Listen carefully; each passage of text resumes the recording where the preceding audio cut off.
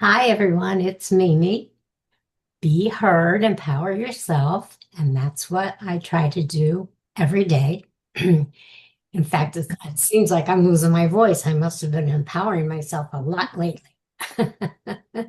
So today we have Nancy Griffin. Hi, Nancy. How are you? Hi, Mimi. I'm terrific, and I love your name. Oh, thank you. And I gave it to myself. It's Good. not my birth name, but I always wanted a nickname. I never had one. So when I wrote my first book, Raised by Wolves, Trapped by Demons, I gave myself a new name. Wonderful. Good work. Yeah, never too late to change yourself and your No, persona. not at all. Not Yeah. at all. And Nancy knows well about that. Nancy Griffin. She is the CEO and founder of Women, Worth, and Wellness. And Nancy, you're a connector and an influencer, which is what I strive to be every day. And I think you attribute your success to your own determination and joy when focusing on your issues that you're interested in, which are women's health and wellness, hence creating Women's Worth and Wellness. Does that about sum it up?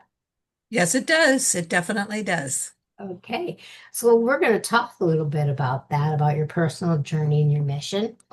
And, my mission is similar. It started out about empowering women, and then a couple of things happened where I had to expand the mission to include also men and LGBTQ, the whole Sure. spectrum of humanity. Okay. Wonderful. Yeah. Perfect. So that's what I've been doing. So, what inspired you to create Women, Worth, and Wellness? Well, I was recruited into the wealth advisory business in 1992. And as you may know or suspect, you are an entrepreneur. So a company hires you, and then obviously you need to be licensed before you can begin in the industry. And whatever company you're working with, they train you on how to be a wealth advisor, but they don't give you clients. You've got to go find your own clients. And What so what's a wealth advisor, first of all? a wealth advisor is somebody who looks after your whole wealth portfolio. So that includes your investment portfolio, Oh, as well as all of your insurances and a oh, whole wealth plan that takes you from where you're at currently to where you're headed. And of oh, course, yeah, we, yeah, we know that nobody gets out of here alive. So part of it is an estate plan and a legacy plan. got you. Yeah, we call it something else here, but now I understand exactly Mhm. that is. So you started in this field and you had to And kind of train yourself, right? so you've got to go and find your own clients. So Hmm. and normally they say, well, who are the people that you most often are engaged or interacting with? And I decided that I would focus on women. It was in the 90s, and that was when women were really starting to pay attention to getting their whole wealth scenario in order. Right. And so off I went, met with many women, many became clients. But as I worked with them, I found that they've got a huge amount of responsibility for their whole family's health scenario. Like they're expected to know how to look after parents and kids and staff and themselves. And I realized, you know what? Health really is the cornerstone first. Let's not talk about money till we talk about health. So Exactly. I started to do a lot of seminars with not-for-profit health-related organizations focusing on women. For example, heart and stroke is the leading cause of death for women, not breast cancer. And we know that a lot of the symptoms for heart disease for women are different than they are for men. Yes. And we know that a lot of the symptoms that are communicated are ones pertaining to men because a lot of the research has been on men. Oh, let's start there. No, we always, well, when I was growing up and into young womanhood and getting older, yes, it was always considered that if you're going to die, it was going to be from breast cancer or in childbirth, having your child and things Right. like. And no one ever talked to us about our heart. Never, never, never, never. And when I don't know how old you are, we're probably close. But Yes. I remember when Jane Fonda came out with an exercise program, and all the women were doing that, not because of their heart, because they wanted to look sexy and lose weight. Right. But actually, she did us a favor because I Hmm. helped her heart, right? So, yeah, that was never focused on. You are correct. I don't want to interrupt, but that was so clear So, to me. so again, with women having a disproportionate amount of responsibility for their family's health, they don't have time to go get all the info. And of course, all these organizations, health related, focusing on women, want women to know. So I would do seminars. So now women have increased their knowledge and their awareness, but more importantly, they've now got contacts to go to if they've got questions. You can't phone your doctor up and say, oh, by the way, is this a symptom of heart disease? Or, should I be, whatever. Mhm. And so did all sorts of different events with all sorts of different organizations. I was based out of Toronto, and in Toronto we have an amazing hospital, world renowned, called Women's College Hospital. So Really? focusing exclusively on women, Wow. and did their first golf tournament in 1994. And in 1997 we had a full complement, 144 golfers. I think we had two men. But, again, that was just when women were really getting into golf. So, Yeah. really, the whole focus on women's health, Mhm. along with their wealth, was really the momentum. So, I started in 1992, and in 1994, I did a trademark on the Women Worth and Wellness brand. My first career was at Procter and Gamble, so you know the benefit of a trademark and a brand. Oh, yeah. And In the middle of branding myself. there So you I go. definitely know. So Mhm. important, so important. Very And so over the years, I've done all sorts of different events. But when I would host these events, I would charge a nominal amount, like $25 or $50. And that then is a charitable gift, which goes into your whole income tax return as a deduction. So you start to introduce charitable giving as an enhancement to your net worth. But also, as you know, if you're in a position to give or to share, that enhances your own personal self-worth. Oh, And absolutely. And right. even if So, it's a small amount, I mean, you know, I raised my girls as a single mother with no child support. So I would take them to the Salvation Army to get their school clothes every year, amazing. which people had donated, of course. Right. And whenever I could donate something, I would too. And it did make me feel that it wasn't just taking, but it was Mhm. giving and receiving. Exactly. So I Exactly. absolutely get that. Mhm. Absolutely. So Hmm. then fast forward, here we are 31 years later. Now that charitable giving transforms into philanthropy and legacy planning because women are earning a whole lot more than they've ever earned before, but they're also inheriting wealth from their parents and will inherit from their partners, assuming their partner is a male whose life expectancy is not as great as a female's. Exactly. And Right. so, stewarding more wealth than they've ever had responsibility for from before is a Mhm. whole new topic of focus. And I'm going to jump in again because um, my parents are gone. They had no money, but I had to take over at my mother's responsibility, be her trustee, etc. And my husband 12 years ago developed Parkinson's disease. Oh my, Yeah, so now I'm a caretaker for him. So it's oh like my. I raised my little girls all by myself. I took care of my mom when she died, and now my husband of 37 years is in stage 4. So I had always the only thing he's ever interested in has been sports and money. So I always let him take care of the banking and all that stuff. And now I find myself becoming the trustee, which is sort of what we're talking about. and figuring out where to put this and where to put that and where's the best place for this to go. So I'm right in that spot that you're talking about. Yep. And I've done several podcasts, several interviews, and somebody once asked me, "Are you seeing commonalities?" And I said, "Actually, I am." And the one commonality that has come up frequently is having trusted advisors. You need a trusted advisor for your wealth, and you need a trusted advisor for your health. And what is a trusted advisor? A trusted advisor is somebody who's got all the competencies and the licensing, the credentials to be in that role. But more importantly, they're the person who has your back. They're the person who's got an attitude for your wellness. I have And that. The wellness part, um, I do have because I have had decades of an illness called Sjogren's disorder. It is now officially called Sjogren's disease. And it was something that was poo-pooed and overlooked by doctors for years. And they would say, you have dry eyes. That's all they knew about Sjogren's. And it turns out, no.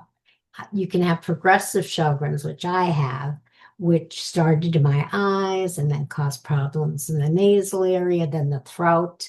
And it has gotten to the point where it's affecting my lungs. oh my, And oh yes. So I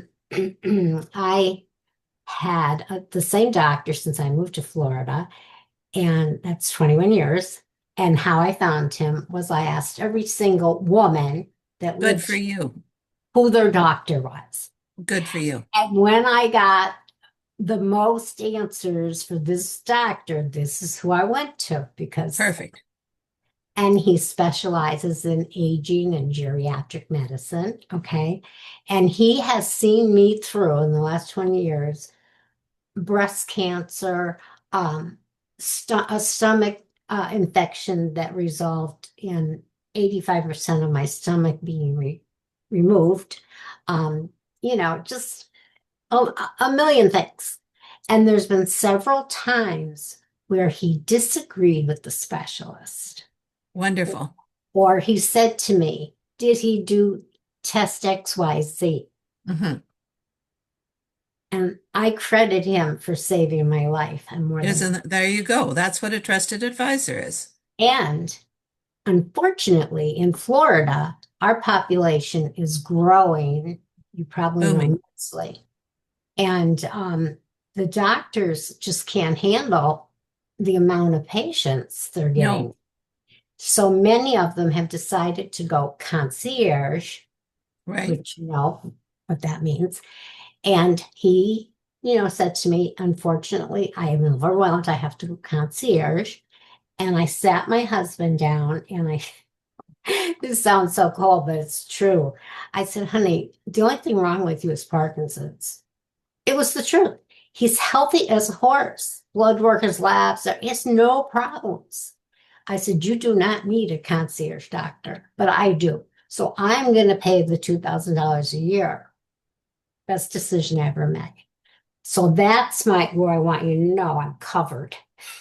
But Perfect. Perfect. Now, how do you spell this disease that you mentioned? I will. S and then J, because it's Swedish. Sjogren's.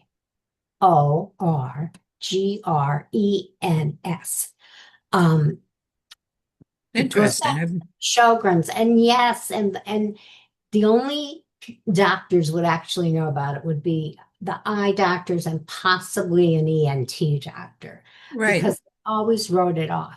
And what happens is when it starts progressing, it mimics things like MS and lupus, Oh my. and they look for those markers and they're not there. Oh my. And then Interesting. and the marker for this disease is extremely hard to find. Sometimes you don't even get a marker. And I advocated for myself very strongly for a long time because I knew I did the research. I knew I had that. And finally, I found a rheumatologist that found the marker. He said, I found it in your salivary glands, the Oh marker. my. and it is progressive. And the only thing they can do is treat the symptoms. Like there's no Right. cure. But I sleep with oxygen at night. I don't need it during the day, but at night my oxygen drops to the 80s. Right. That's not good. And I do what I'm supposed to do. But at least having the verification that you're not crazy and you do have No, something is important, you know? no, no. Good for you. Good. Yeah. Well, y- Yeah. have, having a solution that treats the symptoms is really, really important. And also the affirmation from the doctor and my concierge doctor from the beginning told me, you absolutely have Sjogren's. You Wow. absolutely have it, and had been treating me for it for years, you know. So, Interesting. yeah, yeah. It is an unusual. I've had some shows on it and some. I wrote a book and it's in there too. Because a lot of things that happened to me, I totally believe it was the Sjogren's, that caused it. Amazing. Amazing. Oh yeah. So let's continue. So I'm on the financial advisor part. The bank I dealt with, Wells Fargo. When I went to them with my husband, first thing I said to the man is, "Are you a fiduciary?" And he said, "Yes." And I think he was surprised I even knew the name, the word. Good, good. I could spell it. I don't think many people even ask that question, or women. Right.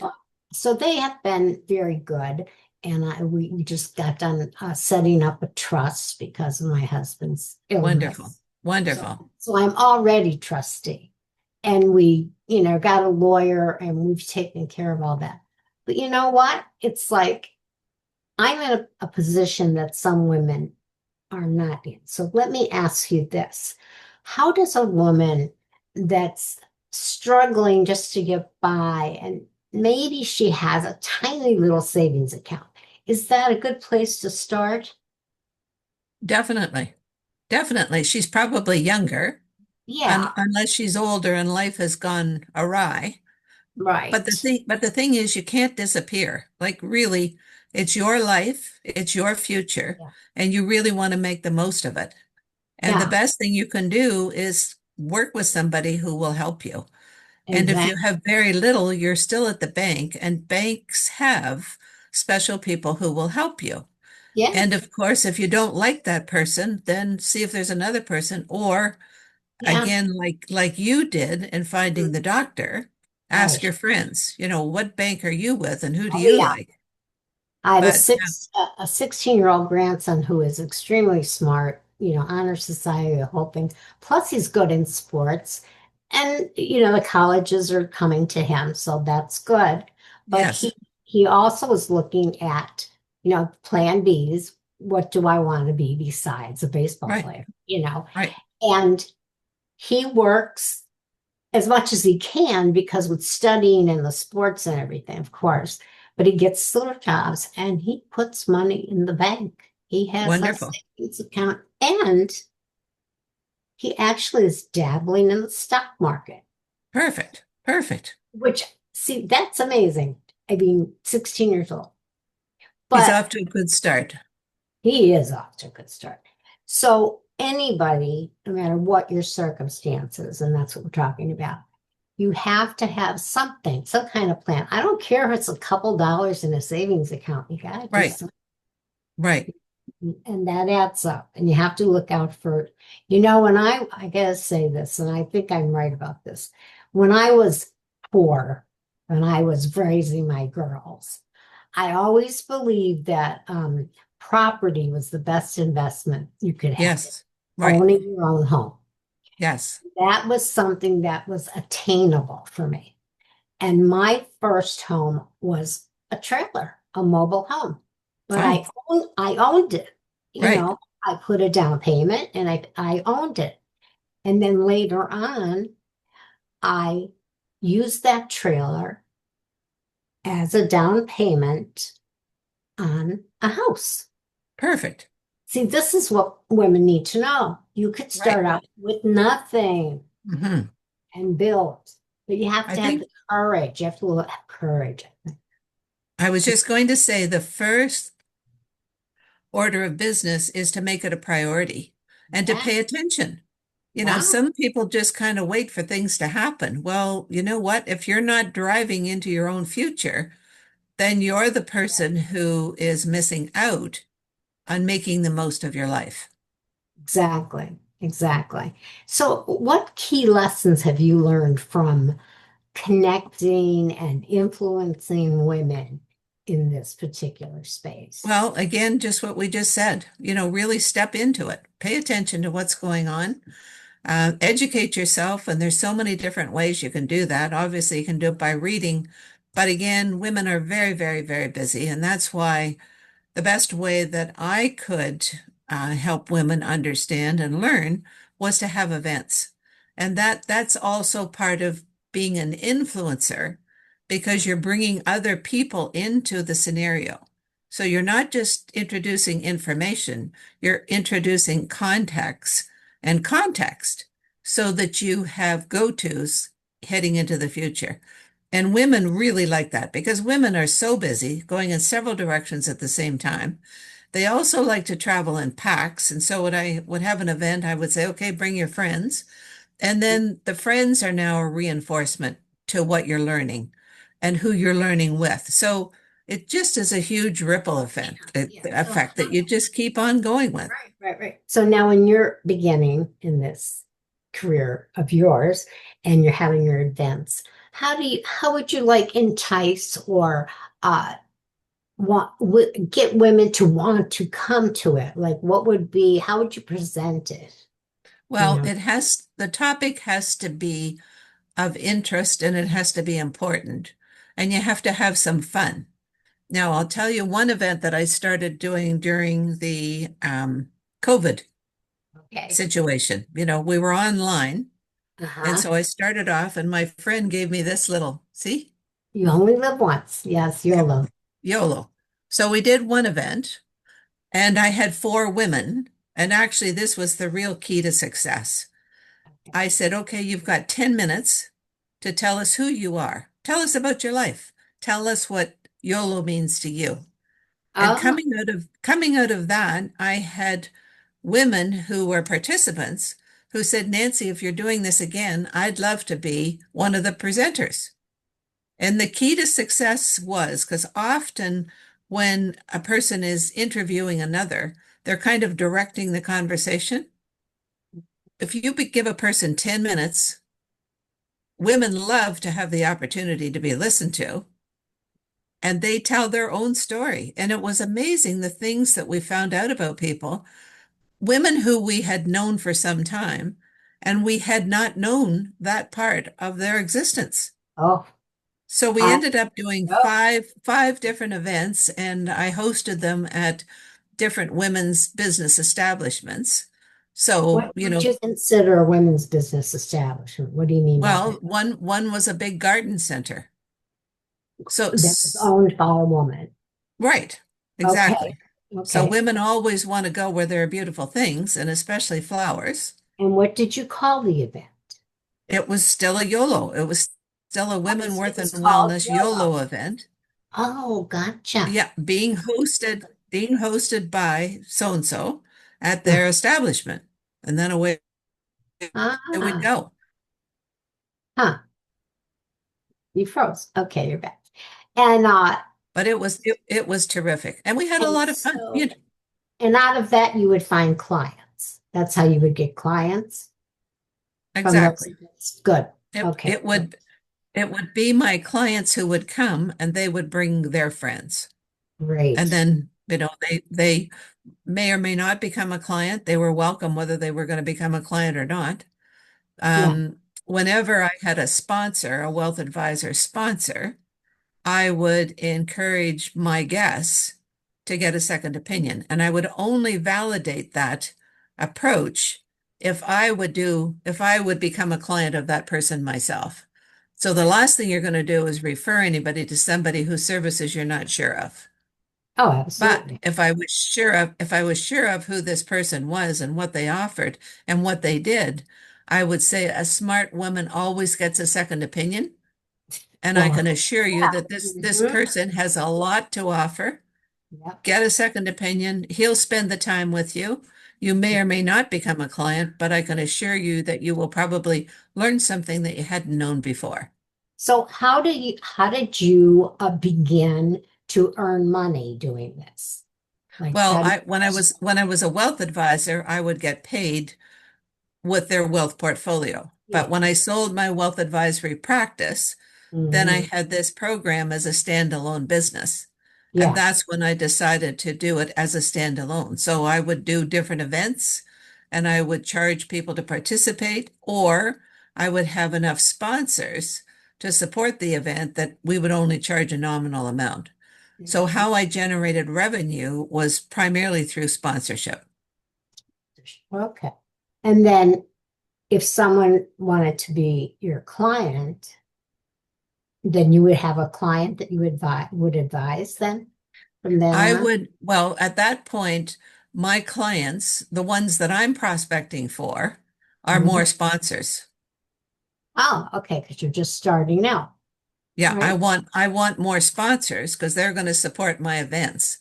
And they're Okay. only going to sponsor my events if they see an opportunity to get clients for themselves. I got you. So Yeah, it would be like if I had Wells Fargo sponsor an event for me and they would get new clients and they would pay me or there'd be right, some right. addition. Yeah, gotcha. That's how you get It's out there, you're branding, you're getting known, right.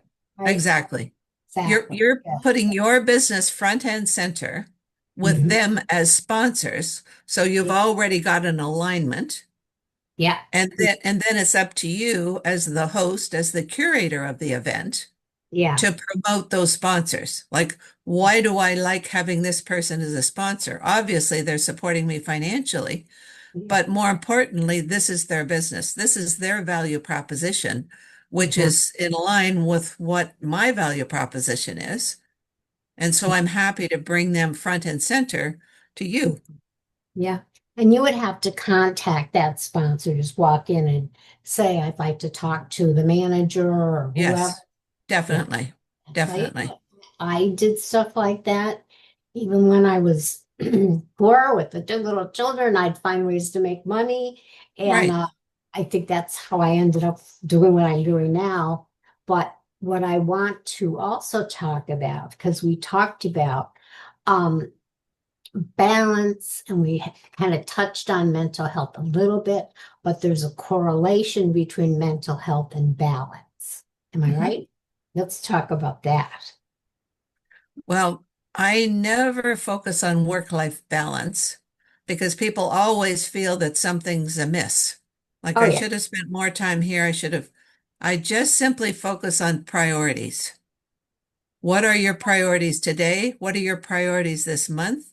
And a lot of it is what are the things that you must do? What are the things that you want to do? And you're continually reevaluating. So you Yeah. map out a plan, Yeah. but then life happens. Oh, So yeah. then you've got to do a redirect. Okay, Oh, this is where I was headed. This is what I was planning on doing. Now this has popped up. So what is the priority? Like ask yourself the question. exactly. Don't immediately go off on a tangent Yeah. until you've said to yourself, what now is the priority? Yeah. I So write. I really focus on prioritizing what are the prior every step of the way rather than work-life balance. When you're prioritizing, you're addressing the work-life balance. Yeah. You have to. And women, especially, like we started the program with talking about Right, that. And, right. you Yep, know, for me, it was the whole writing of the book was to survive 2020 and COVID. I mean, right. seriously. And that it did. I ended up writing my life story and saw self-publishing on Amazon, and it did well. And from that came the idea for a podcast. You know, Women Empowering Women was my first podcast. And it helped me because when my husband would start the sundowning, which you know is part of Parkinson's, Alzheimer's, and usually happens later in the day. And he would become nonverbal. He really didn't want to talk. He just wants to sit in his chair. Right. You could see I'm a talker. And I got depressed. I got a therapist. She said, go in your room, shut the door, and write something. I said, I'm not a writer. She said, just write whatever. And I ended up writing a book. Good for you. That's amazing. It That's is amazing. amazing to me. Congratulations. Wonderful. And it was my, my life story, but there was a lot of drama in there and addiction and domestic abuse and things that, but then a happy ending. And, people like that. That's what they like. Wonderful. So you have to be able to, like you said, redirect, right? And sometimes I have too much because now I have the podcast, the YouTube show, and a website. And I wrote 4 books and I'm done for a while because when you have too many things going on, you're not going to accomplish anything. You get frazzled. Right. Yes. So I did something that we talked about earlier.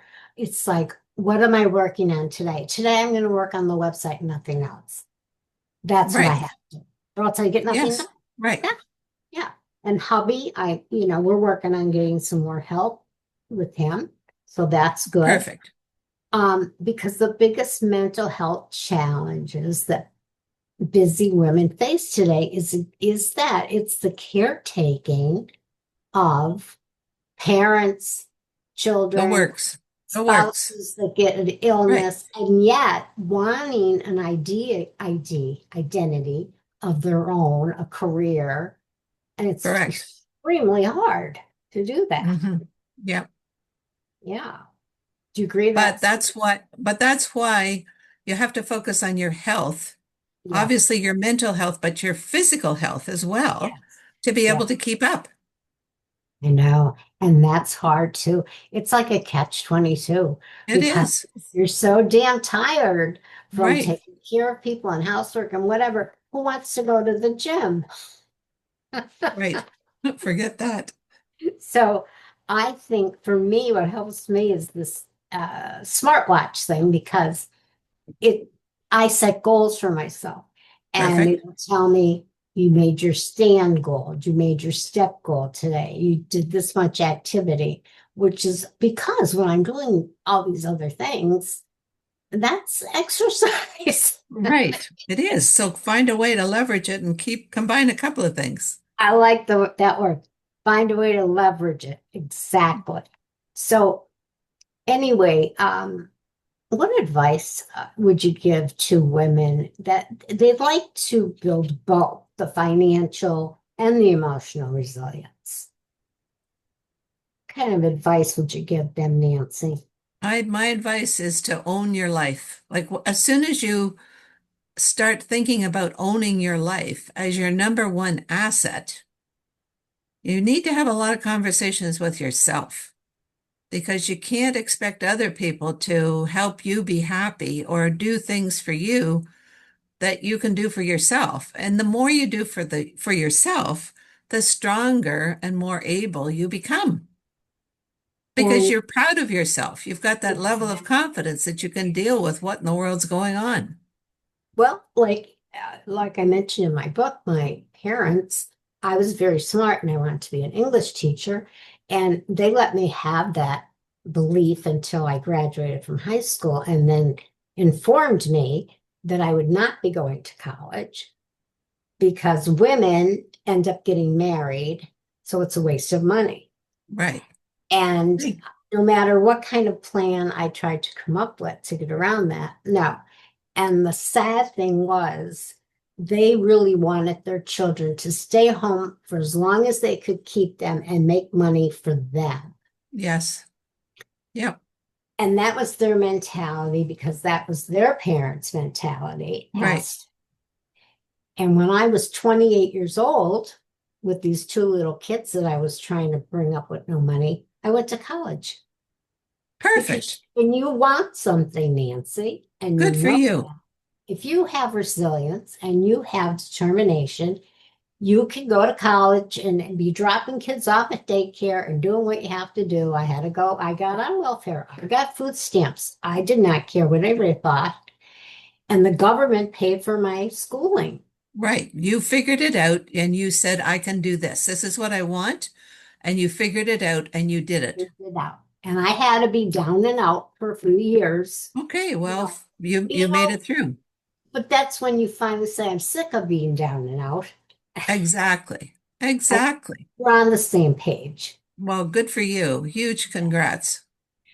Yes, and it did happen, and I did get finally the life that I wanted to get, and the there's good days, there's bad days, stuff is going to happen. I've had a lot of friends die since 2020, like from COVID and just accidents, and because they're older and whatever.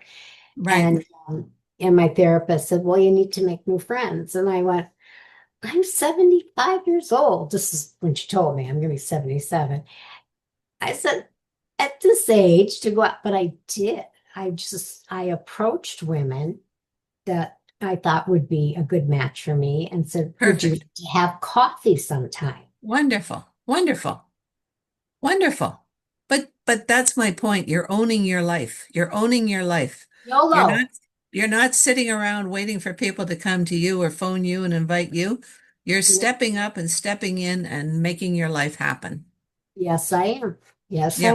am. That's what I am doing. And unfortunately, I see younger women today not doing these things. And Hmm.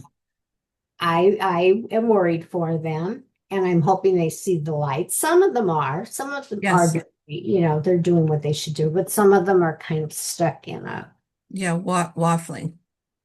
well, they think they're going to make money on that, just being on the internet and showing their bodies off. Yeah, And no, no, no, ridiculous. No, not good at all.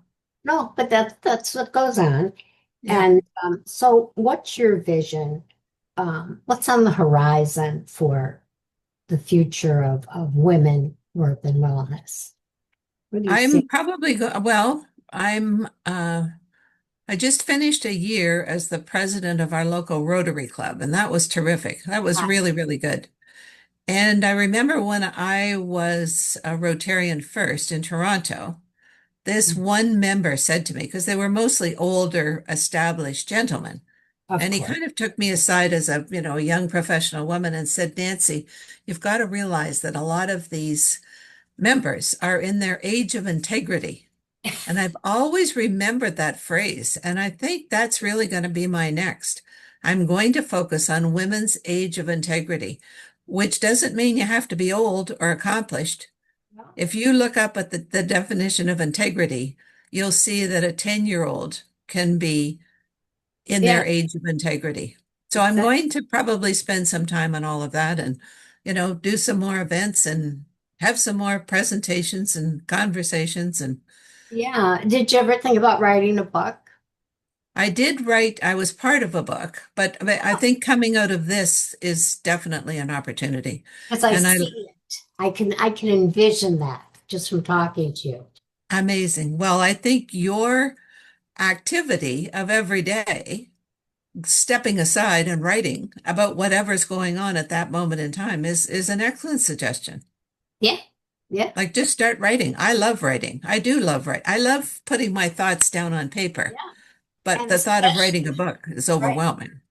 Well, it's one page at a time. And Yes, again, for me, it was very easy because it wasn't writing fiction it wasn't writing fiction. It was nonfiction. It was right. true. It was Yep, my life. What happened? Everything I used people's real names. And if they did something bad, yeah, your name's in there. If you right. did something good, your name is in there. And at the end of my book, for references, because there's things about gangsters and mobsters, and Scranton, Pennsylvania at one time was a hub for that. Wow. So we were so close to Philly and New York. And I have referenced the newspaper, what day the article was in that said this man was convicted of doing Wow. something. So, I took care of, you know, whatever I had to. But the thing about writing about what you know, is what I just said about my book, is it's pretty easy. And you are, as far as vocally, uh, grammar, words, talking, it's just putting that on paper. Mhm. Everything we said today, putting it on paper. So I think you Wonderful. make an excellent author. Well, what a lovely person you are. I'll book some separate time with you Oh, when that'd be we can have a lovely. conversation about that exclusively. Oh, I thought that. Okay, well, I will text you. I can't text you out of your phone number. Yeah. I'll send you my phone number. Okay, perfect. And you can Perfect. call me sometime. So as we end this lovely conversation, if you could share just one powerful message with women, what would it be? Just one. One, just one, just one. Well, I think it's a real gift to be a woman. I Yeah, think being a woman just has all sorts of opportunities to it. And going back to what I said earlier, it's just really owning your life and realizing the best thing that you've got going for you is yourself. yeah, yeah. And women don't realize they have power. Women have Right, power, right, but for centuries, centuries, right, men have tried to tell us we did not. right. And we let that happen. And we let that happen. Right. And the few women that resisted were killed, Yes. or things, Right, well, I'll just say they were killed. They were right. killed. Yep. And then that made other women fearful of their voice. Hmm. So my show, Be Heard, Empower Yourself, that's my goal. Like Right, I have someone that wants to talk about the fact that she was raped and how she survived that trauma. That's right. going to help another woman get enough power To to step it up. Right. do what she has to do. Step it up and step it out. Well, Mimi, What it's been a pleasure. yes, what a wonderful, wonderful show we had. And I do think I have your number. Is your area code 416? Yes, 416-277-5583. Okay, I didn't know if you wanted to give it out, but Okay, I will put so people can get in touch with you. The show perfect. notes, I will have Nancy at womenworthwellness.com and your Correct. phone number. Right. Okay. Anything else you want there? Then enough? Then they can get in touch Excellent. with you. All right. Well, you have a wonderful day. I hope we speak again. We We're, will. we're certainly on the same page, excuse the Right. pun. Okay, Mimi, I love your new name and you keep going with your branding. Oh, I will. And my listeners, I hope you got something. I know you had to get something out of this show, and I will see you again Thank you, soon. my dear. Okay, bye for now.